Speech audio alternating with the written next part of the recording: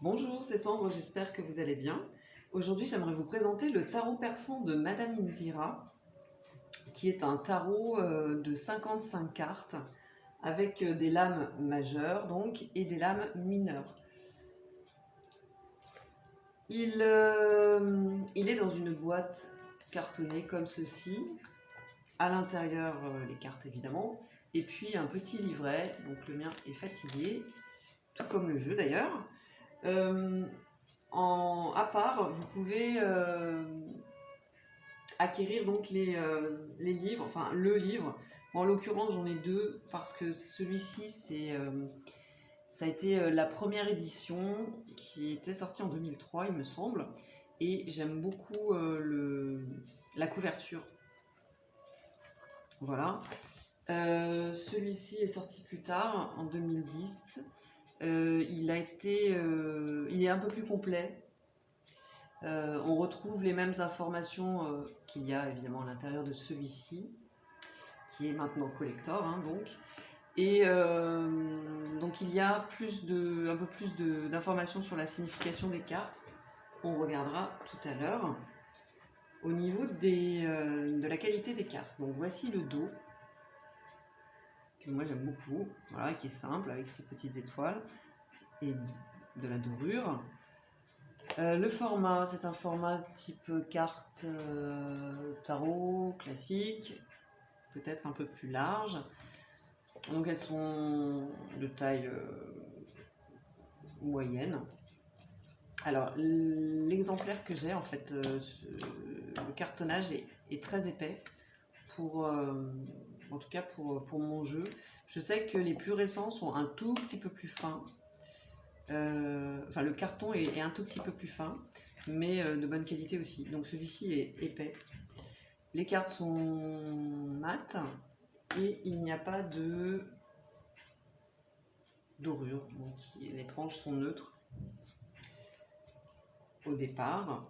Elles se sont un peu salies avec le temps. Donc les cartes, les lames majeures. Sur chaque lame, on a uniquement une illustration, pas de nombre et pas de mots-clés. Ceci dit, je trouve qu'elles sont relativement simples à mémoriser. Donc ici, on a la main de Fatma, la chouette qui fait partie des cartes complémentaires, mais on peut l'utiliser aussi avec les lames majeures. Donc quand je dis carte complémentaire, on verra pourquoi avec les explications du livre. Mais donc dans beaucoup de tirages, on peut l'inclure aux lames majeures. En ce qui me concerne, je crois que je l'intègre tout le temps avec les cartes, avec les lames majeures. Le palais, ou la maison, qui est très jolie. Le pan, avec sa petite lettre qui apporte un message. Le tigre.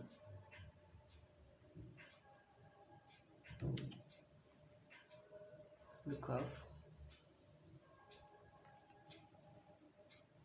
La mort.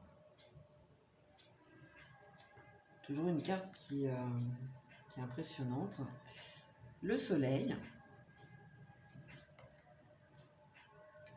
La fécondité. La panthère noire. Les flambeaux. L'île. Le bateau. La roue des poissons. La séparation. Donc les illustrations sont explicites, hein, on comprend vraiment rapidement, en tout cas la polarité de la carte. Alors, c'est la sorcière. Toutefois, moi j'ai plutôt l'impression que c'est un homme. En fait, c'est un peu difficile à cerner. Quoi qu'il en soit, c'est loin d'être la meilleure carte d'ailleurs. Le mariage, la maladie et les hirondelles.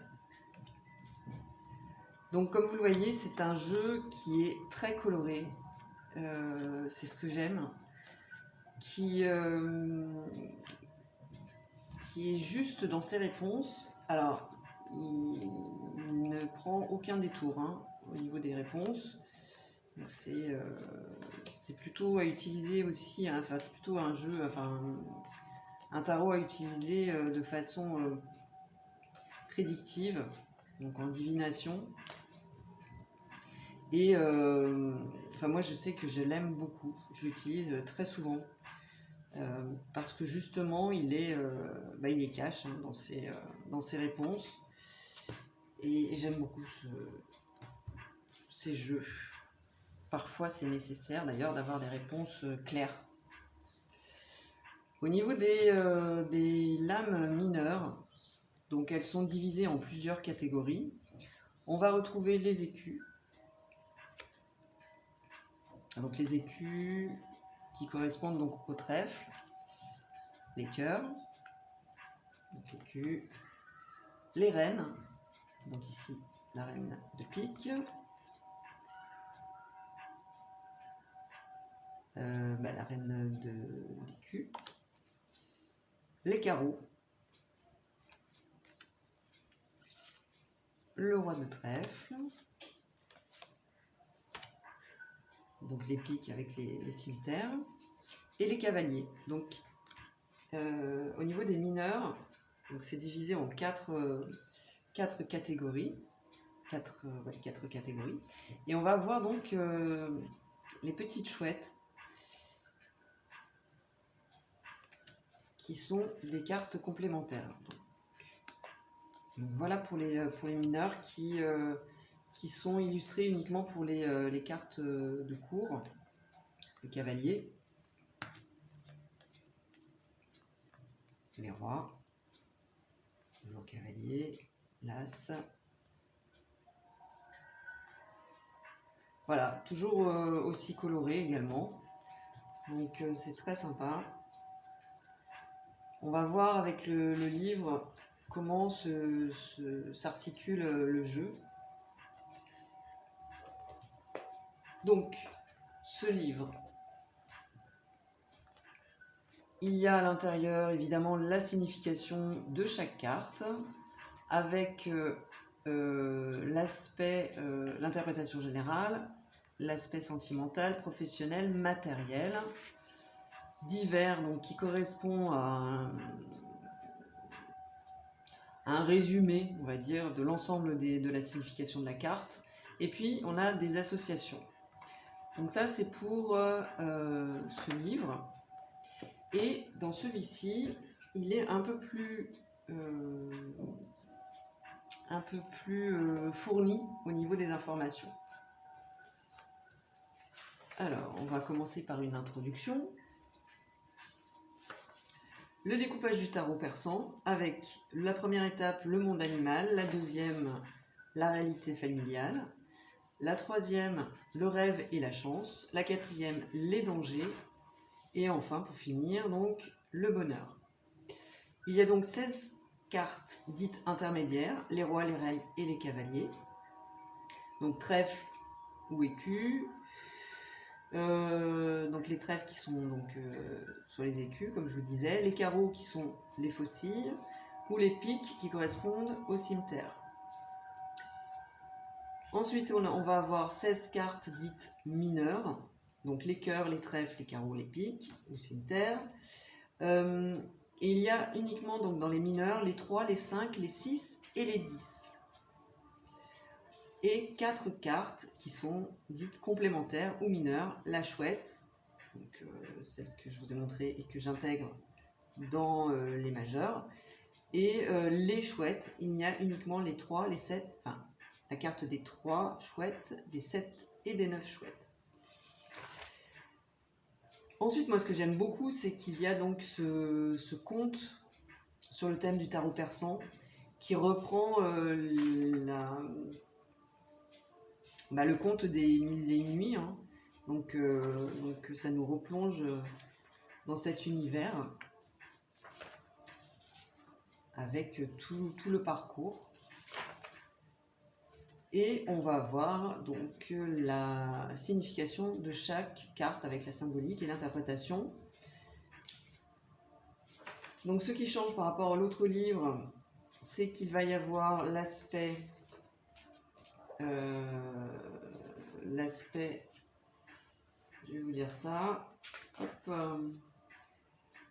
donc il y a le matériel, la santé, qui est en plus, donc santé qui est en plus de l'autre livre, l'aspect spiritualité, la sexualité. Donc ces trois aspects-là sont intégrés dans ce livre. On retrouve donc divers et puis les fameuses rencontres, c'est-à-dire les associations possibles. Voilà pour les majeurs. Ensuite, on passe aux mineurs. Hop.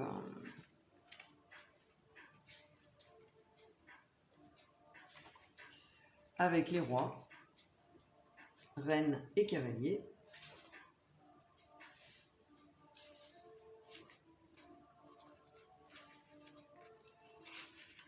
Et puis les mineurs au niveau des cœurs, des écus, des faucilles et du cimetière. Donc elle nous donne à chaque fois quelques associations possibles. Et enfin, donc les tirages, et il y en a pas mal. Il y a le fameux tirage classique, donc le tirage en croix. Ensuite, on a le tirage de la semaine. Alors à chaque fois, il y a des exemples, donc c'est sympa. Dans celui-ci aussi, hop, dans celui-ci aussi, eh bien non. Dans celui-ci, il n'y a... Ah si, voilà, il me semblait bien qu'il y avait des exemples. Voilà.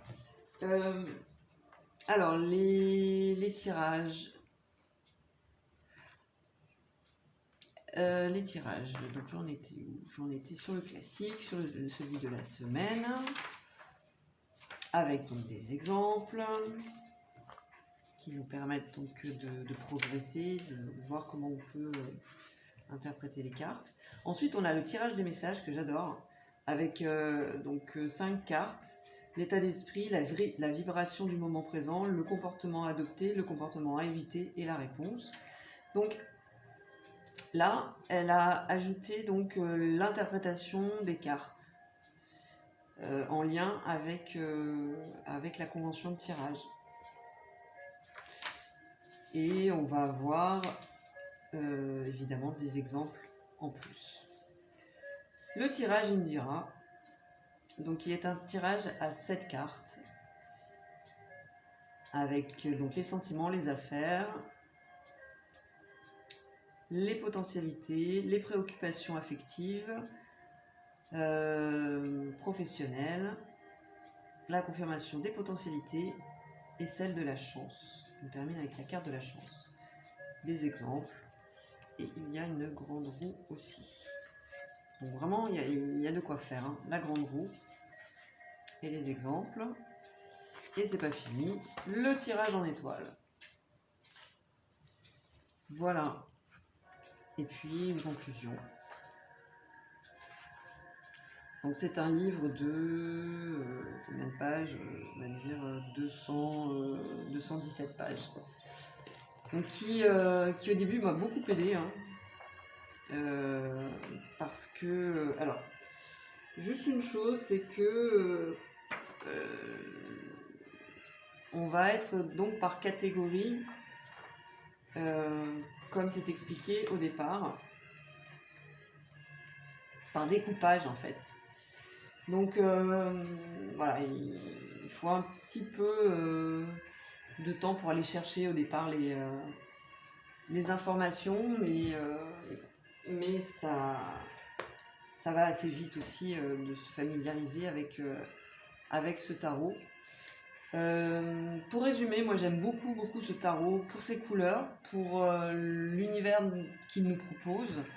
Je trouve qu'il y a un côté joyeux à toutes ces couleurs justement, même si les messages sont parfois déplaisants. C'est un tarot de bonne qualité et, et qui nous plonge encore une fois dans un univers des mondes, enfin des contes, hein, des contes des mille et une nuits que personnellement j'adore. Donc voilà, ça me faisait plaisir de vous le présenter et puis de partager donc cette vidéo avec vous. N'hésitez pas à me donner vos avis en commentaire si vous le souhaitez. Si vous l'utilisez, partagez également vos expériences avec ce tarot. Je vous remercie et je vous dis à très bientôt. Bye bye.